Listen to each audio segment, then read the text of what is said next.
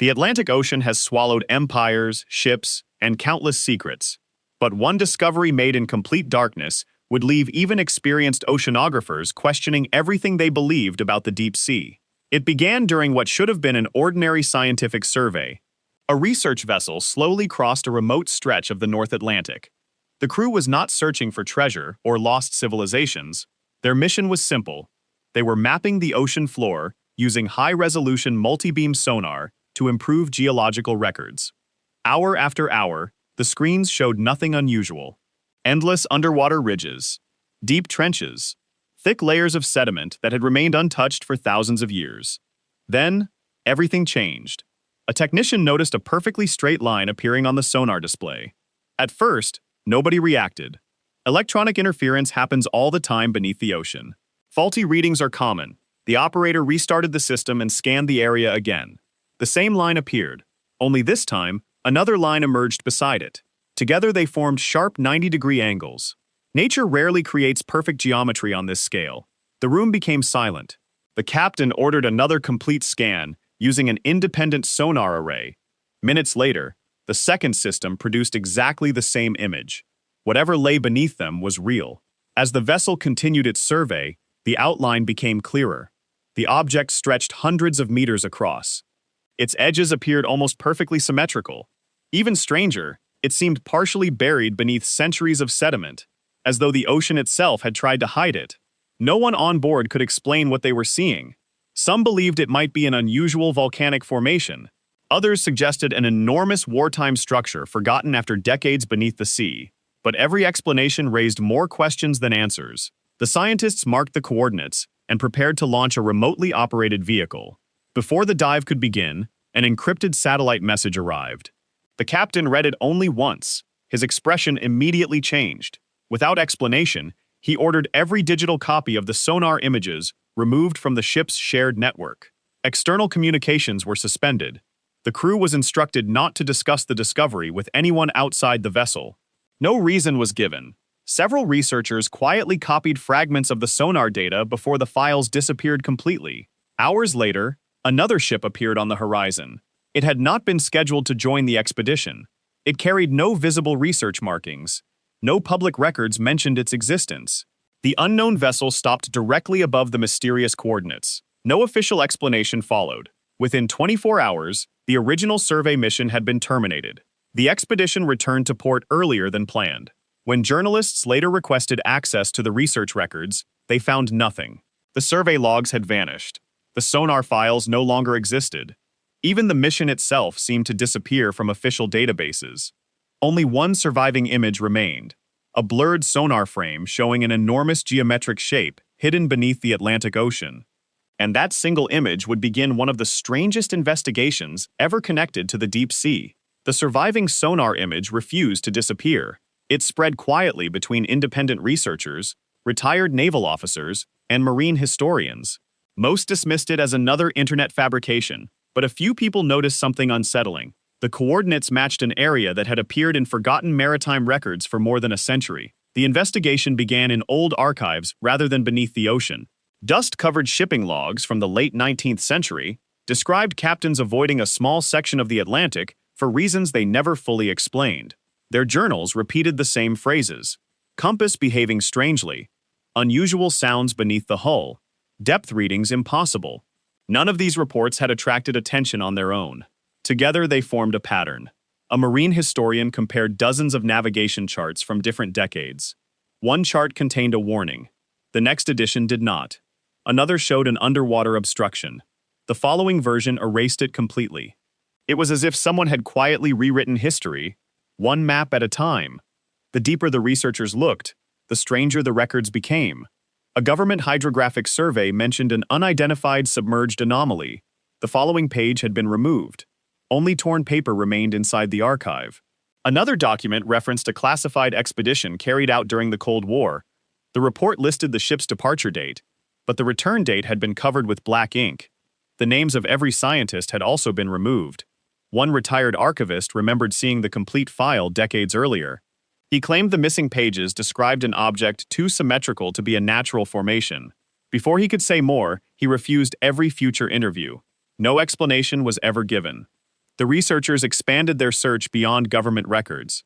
Insurance archives revealed something unexpected. Several ships had reported equipment failures after passing near the same coordinates. None had collided with anything. None reported storms. Yet many described identical problems: compasses spinning without control, radio signals fading into static, echo sounders producing impossible depths, engine failures that lasted only minutes.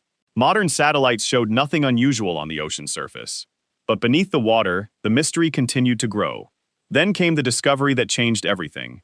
Inside a forgotten university collection, researchers found an undeveloped roll of film labeled only with a date from the early 1970s. After careful restoration, the photographs revealed a research vessel lowering a large underwater camera system. The final photograph was different. It showed several scientists staring silently at a sonar monitor. Their faces were filled with shock. The image on the screen was blurred, but one shape was unmistakable: a massive geometric outline beneath the seabed. The same outline found by the modern expedition, separated by more than 50 years. Someone had found it long before, and someone had worked very hard to make sure the world never knew. The question was no longer whether the structure existed. The question had become far more disturbing. Who had been hiding it, and why? The restored photographs proved one thing: someone had reached the mysterious site decades earlier, but they revealed nothing about what happened after that. The answer appeared in an unexpected place. A retired radio operator contacted the investigation team after recognizing the coordinates from an old assignment. He had worked aboard a civilian research vessel in the early 1970s. Officially, the mission was a geological survey. Unofficially, no one on board believed that story. Before departure, every crew member signed strict confidentiality agreements. The destination was never spoken aloud. Even the navigation charts remained locked inside the captain's cabin. When the ship reached the coordinates, the atmosphere changed immediately. The sea was unusually calm. There were no storms, no towering waves, yet every electronic instrument began behaving strangely. The compass rotated without stopping. Depth sounders displayed impossible readings. Radio transmissions faded into bursts of static. The captain ordered the first remotely operated camera into the water. As it descended, everything appeared normal: dark water, floating sediment, an endless black abyss. Then the camera lights illuminated something enormous: a perfectly smooth wall. Not rock, not coral, metal. The camera continued downward. The wall stretched farther than its lights could reveal. It showed no visible seams. No signs of damage, no marine growth. It looked almost untouched, despite lying beneath the Atlantic for an unknown length of time. Then the video feed suddenly filled with interference. The image flickered. A loud pulse echoed through the speakers. Seconds later, every monitor aboard the ship went black. Emergency systems activated automatically. Power returned within minutes, but the camera was gone. Its cable had been severed cleanly, not snapped, cut. No one could explain how. The captain decided to end the mission. As the engines turned away from the coordinates, another problem appeared. The ship refused to move. Every engine was operating. Every propeller was turning. Yet the vessel remained almost completely still for nearly 11 minutes. Then, without warning, the resistance vanished. The ship accelerated normally. No damage was ever found. When the expedition returned to port, military officials were already waiting. Every recording was confiscated. Hard drives were removed.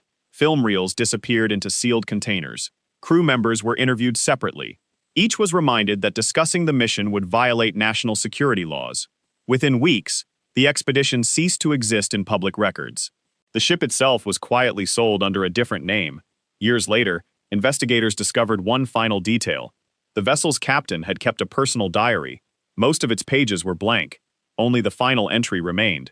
It contained a single handwritten sentence: "We were never the first to find it." That single line changed the investigation forever. Because if another expedition had reached the structure before them, who were they? And what had they discovered that was worth burying beneath decades of silence? The captain's final sentence haunted everyone involved in the investigation. We were never the first to find it. If that was true, then someone else had reached the site long before the 1970s expedition. The only way to find out was to return to the coordinates.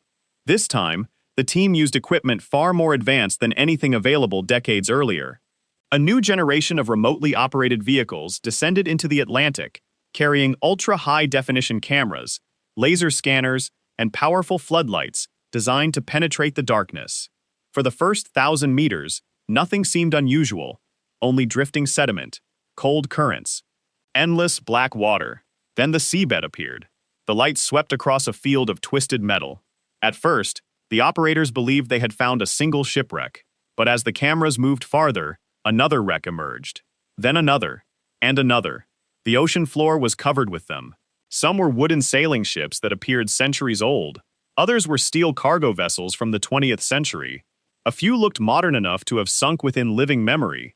They came from different eras, different countries, different technologies, yet they all rested within a surprisingly small area. It was unlike any shipwreck site ever documented.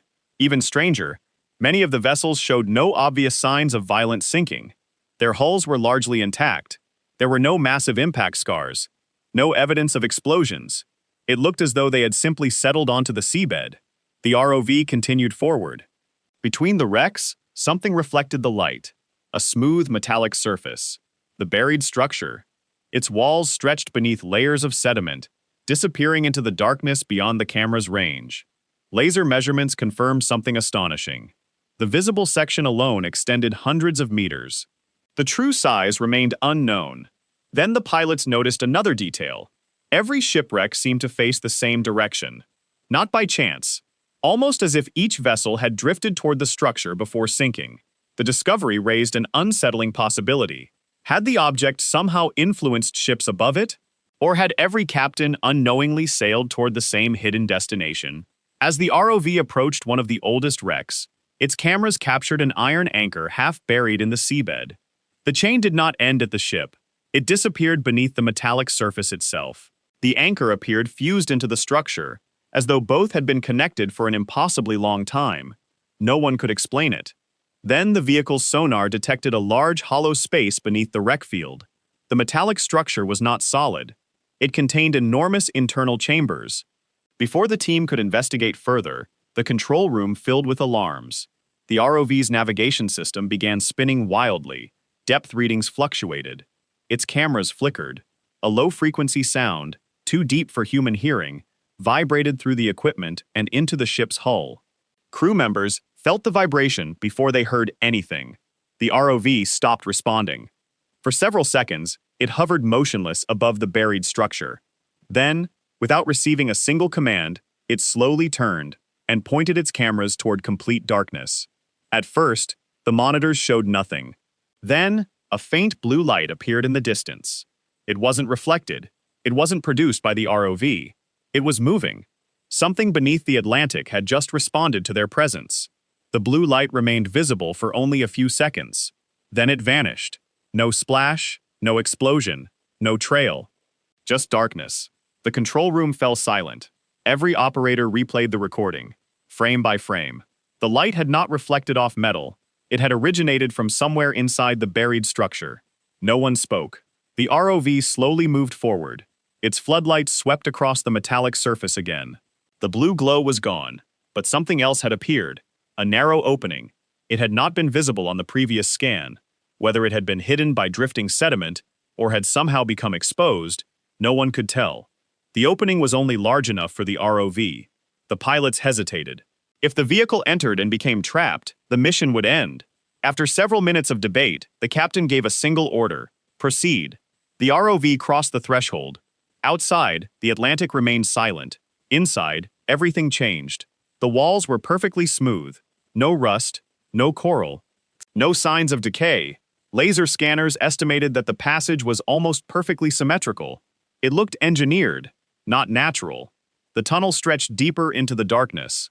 Then every audio sensor aboard the ROV detected something unexpected. A sound. At first, it resembled distant whale calls. But the pattern repeated. Exactly. Again. And again. The onboard computer analyzed the recording. It wasn't random. It contained precise timing intervals. The sound behaved more like a transmission than a natural noise. The engineers isolated the frequencies. They formed a repeating sequence. 3 long pulses, 2 short. A pause. Then the same pattern repeated without variation. The team searched every known underwater communication database. Nothing matched. It wasn't naval. It wasn't seismic. It wasn't biological. The signal belonged to nothing on record. Then one engineer noticed something even stranger. The pulses became slightly stronger whenever the ROV moved deeper into the passage, almost as if the source were aware of its approach. The captain ordered the vehicle to stop. The signal stopped. The ROV remained motionless. 10 seconds passed. Nothing. The pilot nudged the controls forward by less than a meter. The transmission immediately returned, stronger than before. The room went completely quiet. No one wanted to say what everyone was thinking. It looked as though the buried structure was responding, not broadcasting continuously. Responding, the engineers tried transmitting a simple acoustic pulse back into the tunnel. One short burst, then silence. For several seconds, nothing happened. Then the structure answered. The same pulse repeated back. Perfectly. The timestamp confirmed there was no echo, no reflection. It was a reply. Before anyone could react, every monitor aboard the research vessel flashed white. Navigation systems shut down. Satellite communications disappeared. Even backup power failed for 3 seconds. When the screens returned, the ROV was no longer inside the tunnel. It was floating hundreds of meters above the seabed. No propulsion logs explained how it had moved. No video existed for the missing time. Exactly 8 minutes and 43 seconds had vanished from every recording. The only thing left behind was the final audio file. A single transmission. Longer than before. Clearer than before. And when specialists slowed it down, they realized something chilling. The signal was no longer repeating the ROV's pulse.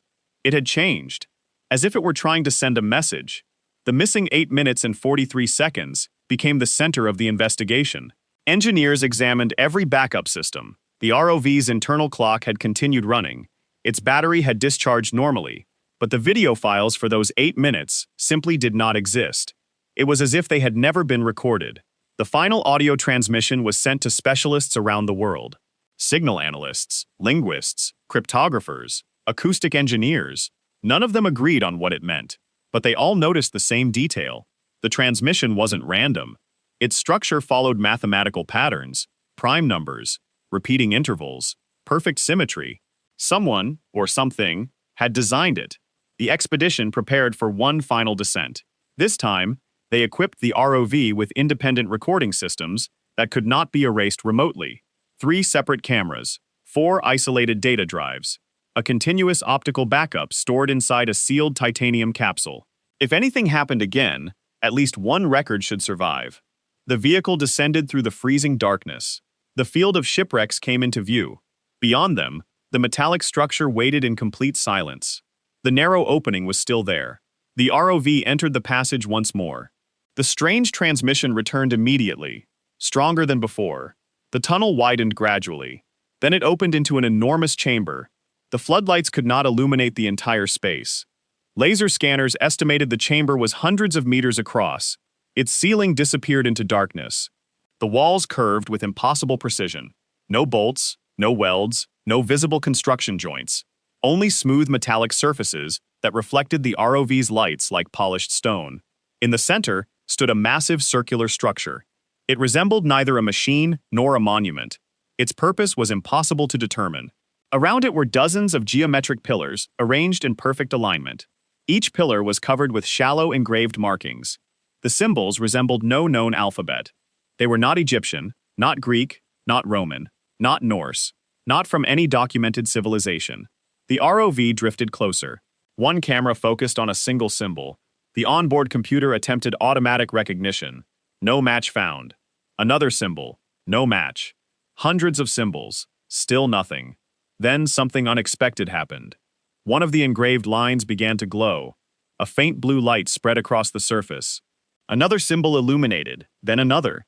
Within seconds, the entire chamber was alive with soft blue patterns stretching across the walls.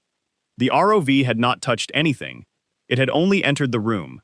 Back aboard the ship, every instrument registered a sudden burst of energy. Not electrical, not magnetic. Something unknown. The glowing patterns moved slowly across the chamber like flowing currents. Then they stopped. Together, they formed a single enormous geometric design. The same shape that had first appeared on the sonar image weeks earlier. It was never just the outline of a buried object. It was a symbol. Before the team could scan it completely, the chamber began to vibrate. Fine clouds of sediment rose from the floor. The strange transmission grew louder than ever before. Then, for the first time, the ROV's forward camera captured something that none of the scientists could explain: a dark silhouette, standing motionless at the far end of the chamber. Too large to be a diver, too still to be a living creature. The cameras zoomed in. The figure did not move. But just before the image sharpened, the transmission stopped, and every light inside the chamber went out at once. Darkness swallowed the chamber. The ROV's floodlights were still working. Its cameras were still recording, but the blue glow had vanished. The enormous chamber looked empty again. The dark silhouette was gone. The operators replayed the last few seconds. Frame by frame, there had been something standing at the far end of the chamber, but every time the image was enlarged, the figure became less clear, almost as if it refused to be captured. The captain ordered the ROV to retreat immediately. No one argued. The vehicle slowly backed through the tunnel and returned to open water. This time, nothing followed. No strange signal. No blue light, only silence. Back on the surface, the team believed the hardest part was over. They were wrong. Before the ship reached port, an encrypted message arrived. It contained only one sentence: return all recovered data immediately. No sender, no signature, no explanation. The captain ignored it. An hour later, the ship lost all satellite communications. Then its navigation systems failed. A gray military aircraft appeared overhead. It circled the vessel twice before disappearing beyond the clouds. No country markings were visible. When the expedition finally reached harbor, officials were already waiting. Not journalists, not university representatives, government agents. They presented legal orders demanding every hard drive, every recording, and every physical sample collected during the mission. The researchers refused. For nearly 6 hours, negotiations continued behind closed doors. No details were ever released. The next morning, the laboratory storing the expedition's data suffered a sudden electrical fire. According to the official report, every primary server had been destroyed. But one technician noticed something impossible. The fire had started inside isolated storage cabinets that contained no electrical wiring. Security cameras covering the room stopped recording exactly 12 minutes before the incident. The missing footage was never recovered. Within days, strange events began affecting members of the expedition. One scientist reported someone entering his office without forcing the locks. Nothing had been stolen, only copied. Another researcher discovered that years of personal emails had vanished overnight. A third found his research grant permanently canceled without explanation. Then the interviews began. Each team member was contacted separately by individuals who never identified themselves. The conversations were polite, calm, professional. But every interview ended with the same warning: some discoveries create unnecessary questions. The message was clear: stop investigating. Most of the team walked away. They accepted new jobs, moved overseas, retired unexpectedly. Only 3 researchers continued searching for answers. Working independently, they compared recovered sonar files with declassified Cold War records. Hidden among thousands of routine naval documents, they found a single sentence marked confidential. It read, "Operation Abyssgate remains active. Public disclosure is not authorized." No explanation followed. No description, no names, only those 4 words. Operation Abyssgate. The first official evidence that someone had known about the buried structure for decades. But the greatest discovery came from the titanium backup capsule recovered from the ROV. Unlike the other storage devices, it had survived untouched. Engineers finally managed to access its contents. The missing 8 minutes and 43 seconds had not disappeared after all. They had been hidden, and the recovered footage began with a single image. The silhouette was no longer standing alone. The recovered footage stunned everyone who watched it. The silhouette was still there, but it was no longer alone. As the ROV drifted deeper into the chamber, several more dark shapes became visible along the curved walls. They stood perfectly still. None of them moved. None reflected the vehicle's lights. The image quality was poor. Every attempt to sharpen the footage produced only distortion. The figures remained impossible to identify. Then, the recording ended. There was no explanation for the missing minutes that followed. Only silence. The investigation had reached a dead end. Without new evidence, researchers turned to the only thing they had left: theories. Each one attempted to explain the buried structure. Each solved part of the mystery. None solved all of it. The first theory suggested an ancient civilization. Supporters argued that rising sea levels thousands of years ago could have submerged settlements now hidden beneath the Atlantic. Large stone structures have been found underwater in different parts of the world, proving that ancient coastlines once existed where oceans now lie. But there was one problem. The chamber did not resemble stone architecture. Its walls appeared metallic, smooth, engineered with a precision no known ancient culture has ever demonstrated. The second theory focused on the Cold War. Some historians believed the object could be part of a massive classified military installation. Governments built secret underwater listening systems throughout the 20th century. Perhaps this structure had been one of them, but military engineers rejected that idea. The chamber was far too large, its design matched no known naval project, and no country had admitted building anything remotely similar. The third theory pointed toward geology. Some scientists argued that unusual volcanic activity could create symmetrical formations under rare conditions. Natural minerals might also explain the strange signals detected by the expedition. Yet geological surveys found no evidence of volcanic rock surrounding the site. The metallic surface remained unexplained. The fourth theory was the most controversial. It claimed the structure was neither ancient nor modern, neither natural nor military. Instead, it represented a technology whose origin remained completely unknown. Most researchers refused to support that conclusion, not because it had been disproved, but because there was no evidence capable of proving it, only unanswered questions. As experts debated the possibilities, another discovery quietly emerged. A mathematician studying the mysterious transmission noticed something extraordinary. The repeating pulses followed the same numerical relationships found in the engraved symbols inside the chamber. The signal and the symbols were connected, not by language, by mathematics. It was the first direct link between the strange broadcast and the hidden structure. Then one final calculation changed everything. When the complete signal was converted into geometric form, it produced a familiar image. Not a message, not a map. The exact outline of the buried chamber itself. It was as though the structure had been transmitting its own blueprint into the surrounding ocean. But why? No one could answer. The only person who might have known was the expedition's lead engineer. He had remained silent since returning from the Atlantic. Until one evening, he contacted the investigation team with a single request. He wanted to speak. In person. He claimed there was one detail missing from every official report. Something he had seen during the final dive. Something he had never told anyone, because he believed no one would believe him. The lead engineer arrived carrying only a weathered notebook. He placed it on the table without saying a word. For several minutes, he simply stared at the recovered sonar image. Finally, he spoke. There was something else. According to every official report, the ROV lost contact inside the hidden chamber. The recordings ended, the mission was over, but that wasn't what he remembered. He explained that, during the missing 8 minutes and 43 seconds, the control room monitors had briefly come back to life, not with static, with a perfectly clear image. The ROV was no longer hovering near the entrance. It was standing still in the center of the chamber, facing the enormous circular structure. Then something happened that none of the recording systems captured. The circle began to move, not mechanically, silently. Its outer rings rotated with impossible precision, one after another, until they aligned into a single pattern. The same geometric symbol found on the walls, the same symbol hidden inside the mysterious transmission.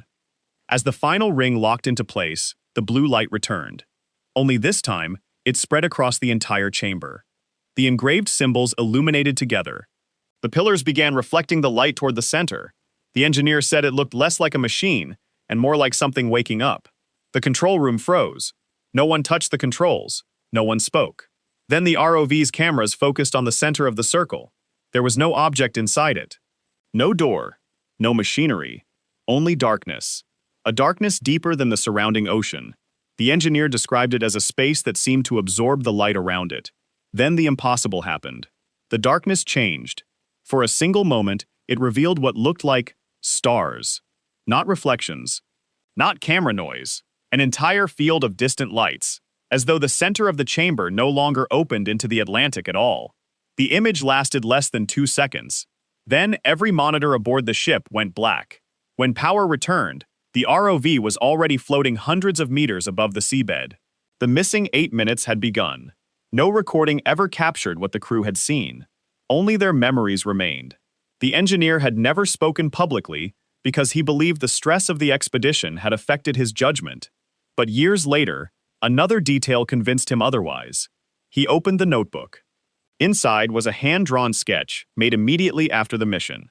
It showed the circular structure, the glowing pillars, and the pattern of stars that had appeared inside the darkness. Months after drawing it, he compared the pattern with publicly available astronomical charts. It matched nothing visible from Earth. Not today, not 50 years ago, not at any point in recorded history. The room fell silent. If the sketch was accurate, then the chamber had displayed something that should not have existed. The investigation had begun with a mysterious object beneath the Atlantic. Now it had become something far stranger. Because whatever had been buried beneath the ocean, it might never have been built for the ocean at all.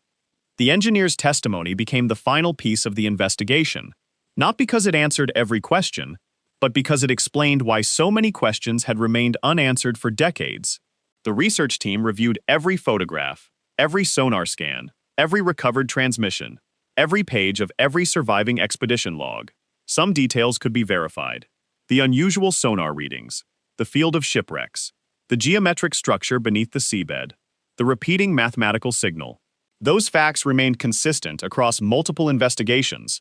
Other claims could not be confirmed.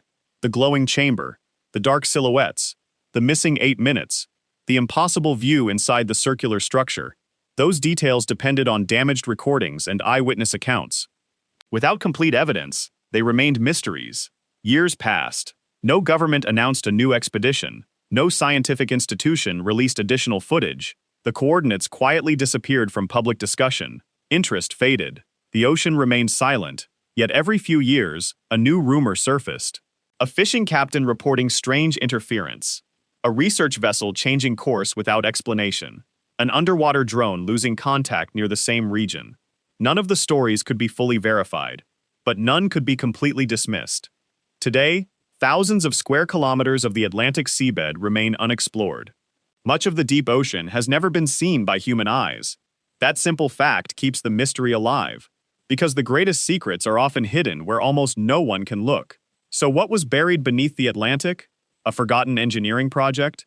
A geological formation unlike any previously known? Evidence of a lost civilization? Or something that still has no place in our understanding of history? No one can answer with certainty. Perhaps one day, another expedition will return. Perhaps new technology will reveal what earlier missions could not. Or perhaps the Atlantic will continue to guard its secret, just as it has for generations. Until then, one haunting question remains. If the structure beneath the ocean was never meant to be found, who buried it? And more importantly, what were they trying to keep hidden? The Atlantic has never offered an answer, only silence. And sometimes, silence is the greatest mystery of all.